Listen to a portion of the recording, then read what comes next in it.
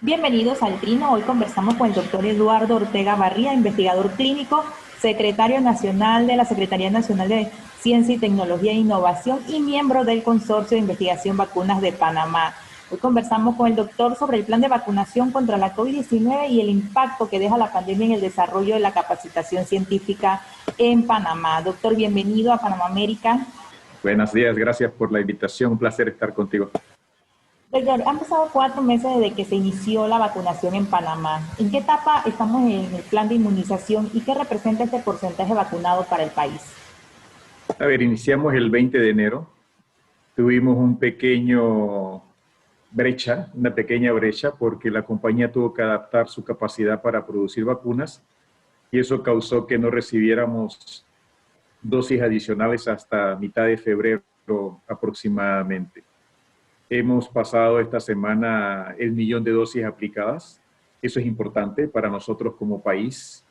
Si nosotros sumamos que de ese 1.000.000 de dosis aplicadas, aproximadamente 603.000 son primeras dosis, y a eso le sumamos las personas que se han infectado, que son aproximadamente 375.000, nosotros podemos estimar que hay inmunes, ya sea por vacunación o por infección previa, aproximadamente 980.000 panameños.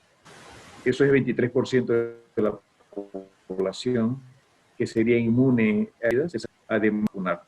Así que estamos ya en fase 2. Hemos ido haciendo algunas modificaciones, por ejemplo, adelantamos a los docentes, creo que eso era importante. Queríamos abrir las escuelas, queríamos que los niños regresaran a las escuelas. En las escuelas los niños se alimentan, los niños reciben apoyo más allá del apoyo cognitivo de aprendizaje. En las escuelas se facilita ese apoyo también mental que estos niños necesitan, y creo que eso ayuda también a activar la economía y permite que las madres, que en su gran mayoría son responsables en los hogares de atender a estos niños, puedan reinsertarse a esa fuerza de trabajo tan importante para nosotros. Creo que vamos progresando, no vamos progresando a la velocidad que quisiéramos porque no hemos recibido todas las dosis que quisiéramos tener en el país. Doctor, ¿cómo y cuándo podemos medir el impacto directo que está teniendo la vacunación en el país, ya sea en los contagios o en la letalidad? Yo creo que el día de hoy estamos viendo ya una combinación de factores, ¿no? Creo que un factor importante, lógicamente, es que la sociedad panameña ha aprendido a cuidarse. El día de hoy los panameños usan en su gran mayoría cubrebocas, pantallas faciales, distanciamiento social, se evitan las aglomeraciones, nos lavamos las manos constantemente. Y eso combinado con otros factores, por ejemplo, la ayuda que el Ministerio de Salud ha estado dando con la trazabilidad, con el aislamiento de los casos y de los contactos, han hecho que en Panamá la transmisión comunitaria haya disminuido sustancialmente cuando comparamos esa transmisión con países vecinos como Costa Rica, Colombia y países de Sudamérica como Uruguay, como Argentina y como Brasil, por ejemplo, ¿no? Creo que ya se está viendo un efecto de esa combinación en los meses de el verano, en donde nosotros los panameños acostumbramos a tener actividades externas. Creo que hubo una disminución de los casos que veíamos, tuvimos porcentajes de positividad bajos, ahora estamos viendo un incremento progresivo pequeño que sube y baja, 5,5, 6, 4,5, 5, y creo que es un reflejo de que esa transmisión comunitaria puede volver a incrementarse, sobre todo porque vemos que en áreas fronterizas, Chiriquí, Veraguas, que está cerca pues, en la región occidental del país, hay un incremento de casos Coclé. Eso nos indica a nosotros que parece haber una transmisión que viene desde la frontera de Costa Rica hacia el resto del país. Más recientemente hemos visto casos nuevos en la ciudad de Panamá, por ejemplo. Afortunadamente, la mayoría de los casos que estamos viendo, de acuerdo al Departamento de Epidemiología, son personas no vacunadas. La mayoría de los fallecimientos son personas no vacunadas también. Eso significa que de alguna manera la vacunación está ayudando. sabemos que lo primero que vamos a ver a través de la vacunación es una disminución de los casos severos y es una disminución de las muertes. Tuvimos 2 días en que tuvimos 0 fallecimientos, posteriormente volvimos a tener fallecimientos, pero creo que lo vamos a seguir viendo hasta que nosotros no alcancemos un porcentaje de personas vacunadas superior al que yo acabo de mencionar. Ahorita tenemos aproximadamente, combinando infectados y vacunados, 23%, pero creo que necesitamos doblar ese número de primeras y segundas dosis para que nosotros veamos un impacto mayor en la pandemia. Exacto. Doctor, considerando este ritmo de vacunación que lleva el país, ¿cuándo podríamos o cuándo puede el país estar pensando en retomar un 100% de sus actividades, que es una de las interrogantes que se hace a la población en estos momentos? Esa es una excelente pregunta, ¿no? Yo siempre he dicho que eso va a depender de varios factores. Uno es que tengamos las vacunas suficientes en el país para utilizar. La segunda es que pongamos las vacunas en los brazos de las personas. Las vacunas no sirven si no se convierten en vacunación.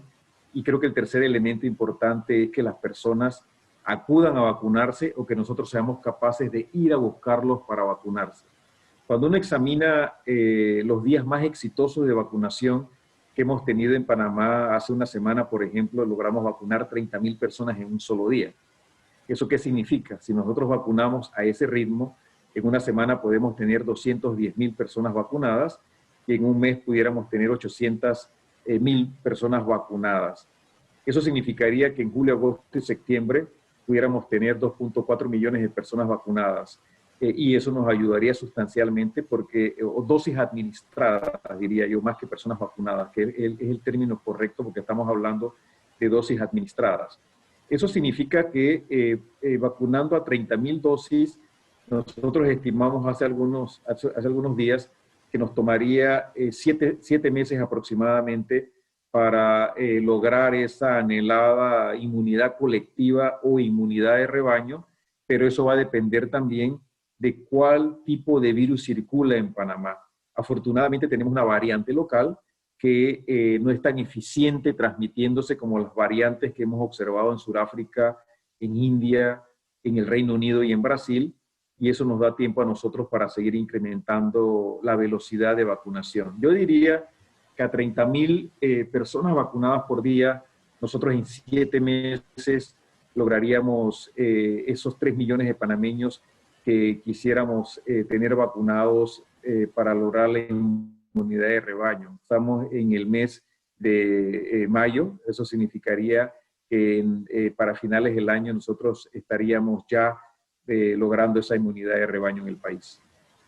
Exacto. Doctor, en cuanto al portafolio de vacunas anti-COVID de Panamá, ¿cómo estamos? Estamos vacunando con AstraZeneca y Pfizer. ¿Y qué pasa con el resto de las que fueron autorizadas como uso emergente? Sí, a ver, yo creo que Panamá tiene un programa de inmunización en términos del número de dosis que han sido acordadas, excelente. Tenemos 9.2 millones de dosis de vacunas acordadas. Eso, si nosotros aplicamos 2 dosis por persona, estamos hablando de 4.6 millones de panameños o de personas que pudiéramos vacunar. En Panamá hay 4.3 millones de habitantes. Eso significa que nosotros tenemos un poco más de las dosis que realmente nosotros necesitamos para vacunar al 100% de los panameños, y sabemos que el día de hoy no podemos vacunarlos porque no tenemos indicación para todos. En Estados Unidos y en Norteamérica, por ejemplo, ya se aprobó la vacunación de los niños de 12 a 15 años. En Panamá estamos esperando que el productor someta esa solicitud para vacunar niños, y una vez que esto ocurra, en el futuro de Panamá pudiéramos vacunar a personas menores de 15 años de edad. Nosotros tenemos el día de hoy acuerdos multilaterales y acuerdos bilaterales. En los acuerdos bilaterales nosotros tenemos vacunas acordadas con la compañía Pfizer, pues son 7 millones de dosis de vacuna, que es más del 70% de todas las vacunas que vamos a tener en el país. Y tenemos las vacunas de AstraZeneca, que es aproximadamente 1.1 millón de dosis de vacuna. Multilateralmente, a través de la estrategia de COVAX, tenemos también 1.1 millón de dosis adicionales. Ya nos llegaron algunas dosis de AstraZeneca a través de la estrategia de COVAX, pero esa estrategia consta de un portafolio de vacunas. Ahí, por ejemplo, además de AstraZeneca está Moderna, además está Pfizer, además está Novavax. En el futuro ahí va a estar CureVac, que es una vacuna que se estudia en Panamá, y también vamos a tener una vacuna de proteínas, que es la vacuna de Clover.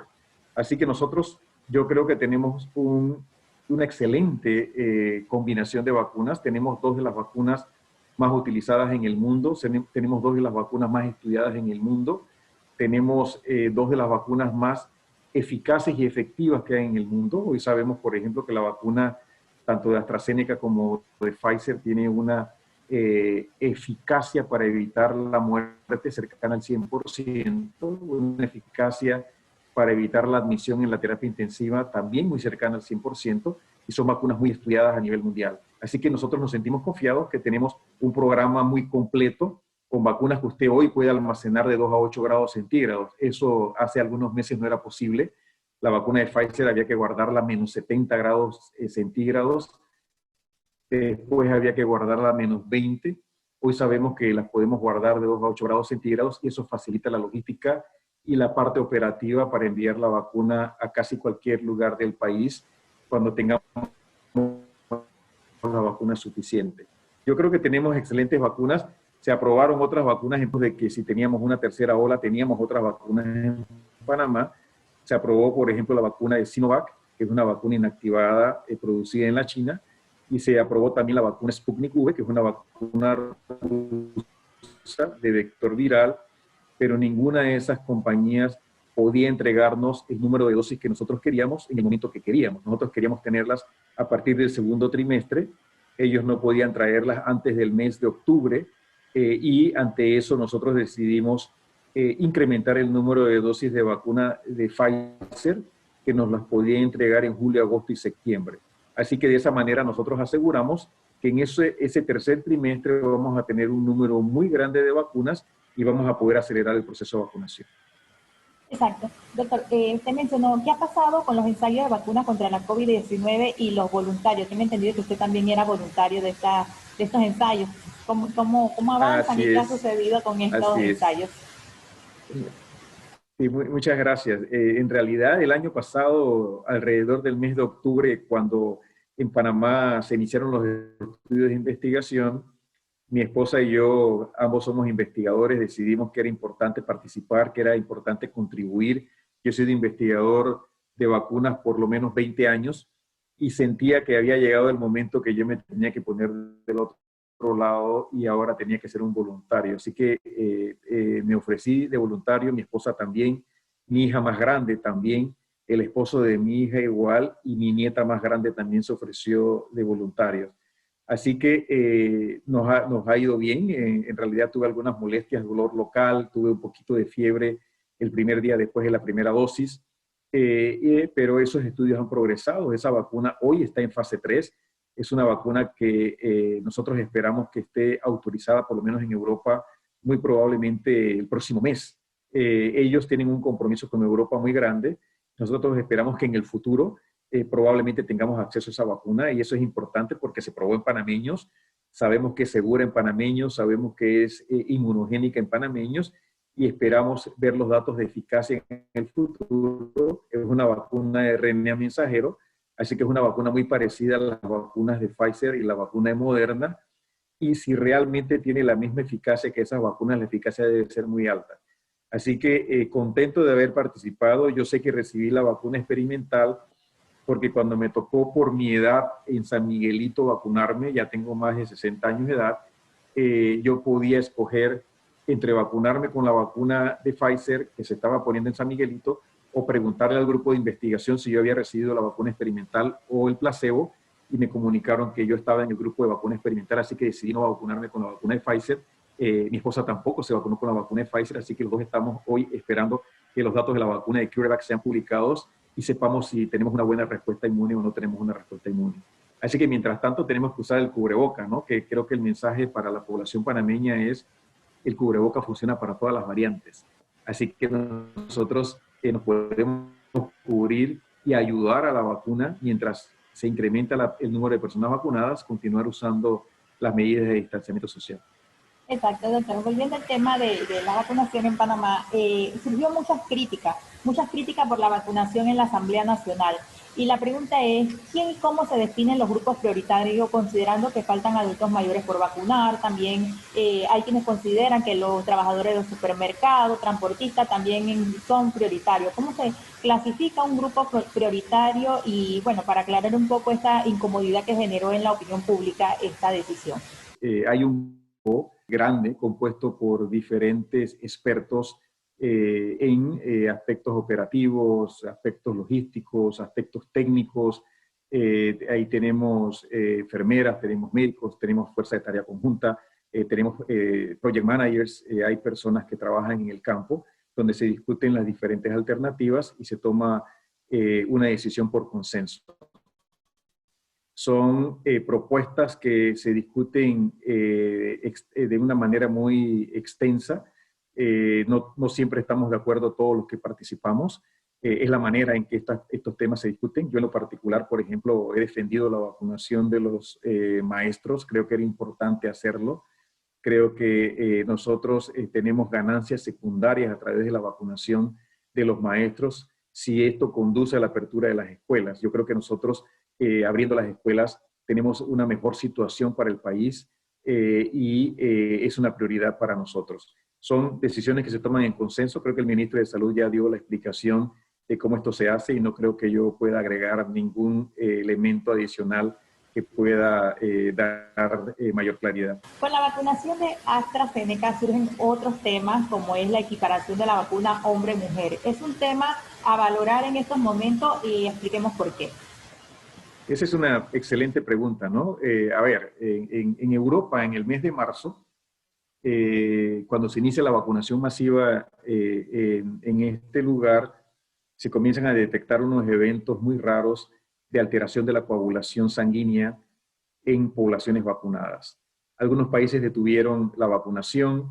La Agencia Europea de Medicamentos, que es la agencia regulatoria en Europa, decidió lanzar una investigación. La Organización Mundial de la Salud también decidió lanzar una investigación. Se llegó a la conclusión que parecía haber un número muy pequeño de personas que cuando se vacunaban con la vacuna de AstraZeneca desarrollaban un evento que se asociaba a una disminución de las plaquetas. Las plaquetas son fragmentos de células que nos ayudan a coagular la sangre. Cuando nos cortamos, por ejemplo, estos pequeños fragmentos de células son muy pegajosos, ellos se unen a las heridas y cierran esas heridas para que nosotros no sangremos, si no nos desangraríamos por heridas muy banales.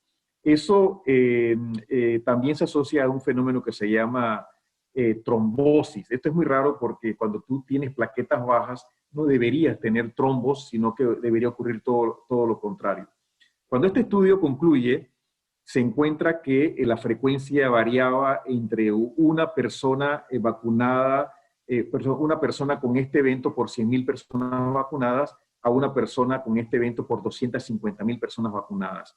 Cuando se hace el análisis de beneficio-riesgo, y eso es muy importante para poder tomar decisiones, se llegó a la conclusión de que el beneficio de vacunarte era inmensamente superior a que tú pudieras tener algún riesgo con la vacuna. Y eso nos llevó a nosotros en Panamá a discutir nuevamente en este grupo donde se discuten esta toma de decisiones, que nosotros deberíamos delimitar para minimizar al mínimo estos eventos secundarios en segmentos específicos de la población. ¿Por qué?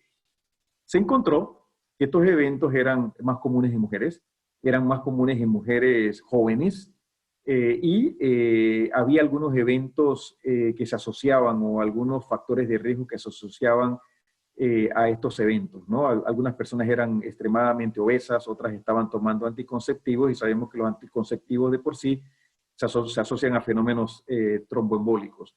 Así que decidimos limitar esa vacunación en hombres desde los 30 años de edad hacia arriba y en mujeres desde los 50 años de edad hacia arriba. Y la idea era que haciendo esto, nosotros aún limitábamos mucho más el riesgo para estas personas. Creo que el panameño inteligentemente evaluó ese beneficio-riesgo y entendió que que realmente el riesgo de tener un evento secundario a la vacuna era muy pequeño, mientras que el beneficio de vacunarte era inmensamente superior, y acudió rápidamente a enlistarse en la vacunación con AstraZeneca en diferentes partes del país. Creo que esto fue de hoy. Nosotros estamos vacunando con AstraZeneca en Chiriquí, en Veraguas, en Coclé, en Los Santos, en Herrera, en Panamá Oeste y en la región metropolitana. O sea que nosotros estamos vacunando hoy en Panamá en 7 provincias diferentes con la vacuna de AstraZeneca, y además estamos vacunando con la vacuna de Pfizer en la provincia de Chiriquí, en la provincia de Veraguas, y también se están poniendo algunas segundas dosis en la región metropolitana, y eso pues nos dice que estamos vacunando con Pfizer en 3 provincias y con AstraZeneca en 7 provincias. Le preguntaba también sobre este tema, la propuesta esa de equiparar la vacunación de las mujeres, también lograr que más mujeres se puedan vacunar, considerando que AstraZeneca va un poco más hacia los hombres. Sí, así es. Yo le estaba mencionando que cuando uno mira el porcentaje de personas vacunadas con la vacuna de Pfizer, en realidad 50% son hombres y 50% son mujeres. Sin embargo, cuando uno analiza la vacunación con la vacuna de AstraZeneca, por las limitaciones de edad que hemos puesto, la gran mayoría son hombres, 80% o un poco más son hombres, 20% un poquito menos son mujeres, y sobre todo con la vacuna de AstraZeneca los hombres jóvenes de 30 hacia arriba se han podido vacunar. No se ve equitativo, sin embargo, lo que estamos intentando hacer es protegerlas, mitigar ese riesgo de que vayan a tener un efecto secundario severo o grave, y hay propuestas en internet para intentar incentivar esa vacunación. Y, por ejemplo, he leído propuestas de que por cada hombre joven que se vacune con una vacuna de AstraZeneca, deberíamos vacunar a una mujer con una vacuna de Pfizer. Creo que es interesante, creo que no está cerrado, creo que debemos de siempre mantener esa mentalidad abierta de que esto es posible, y yo diría que lo vamos a mantener en agenda y lo vamos a proponer, y vamos a ver qué se decide. Realmente creo que la mayor limitante el día de hoy es el número de dosis. Si tuviéramos el número de dosis suficiente, creo que estaríamos haciendo algo diferente, pero no nos están llegando como quisiéramos. Creo que a partir de julio las cosas van a cambiar. Faltan 4 semanas para que en julio, agosto y septiembre tengamos un gran número de dosis de vacunas, y eso permita que aceleremos la vacunación en múltiples lugares a nivel del país. Exacto. Doctor, hablemos de la vacunación de los menores a partir de los 12 años. ¿Cuándo Panamá podría estar entrando este proceso de vacunación? Y existe mucha ansiedad por parte de los padres. ¿Qué tan seguro y qué sabemos de este tipo de la vacunación de menores a partir de los 12 años? Pfizer y Moderna han terminado estudios en grupos pediátricos. Pfizer terminó un estudio en niños de 12 a 15 años de edad, y Moderna recientemente terminó un estudio en niños de 12 a 18 años de edad. Cuando uno evalúa los datos de Pfizer, que son los que han sido publicados recientemente, uno encuentra que la vacuna fue segura, que los efectos secundarios que se observaron fueron los mismos que se observaron en personas de mayor edad: dolor, hinchazón en el sitio de la vacunación, malestar general. Sin embargo, la eficacia fue 100%, y ya van varios millones de niños vacunados entre 12 y 15, y no se han reportado efectos secundarios asociados o causados por la vacuna. En Panamá estamos a la espera que el productor Pfizer someta la autorización para que la vacuna pueda ser utilizada en ese grupo de edad. Ese es el primer paso. Nosotros no podemos implementar un programa de vacunación si la vacuna no está autorizada en nuestro país para ese grupo de edad. Recordemos, y lo mencioné hace un rato, en Panamá aproximadamente 27% de la población es menor de 15 años de edad. Así que nosotros vamos a tener que vacunar a esos niños para poder lograr esa inmunidad colectiva o de rebaño que necesitamos para poder impactar la pandemia. A través de la vacunación de la población mayor de 12 años de edad, vamos a estar protegiendo a todos aquellos que todavía no podemos vacunar, y hay que recordar que hay personas que no responden a la vacunación también, como las personas sanas.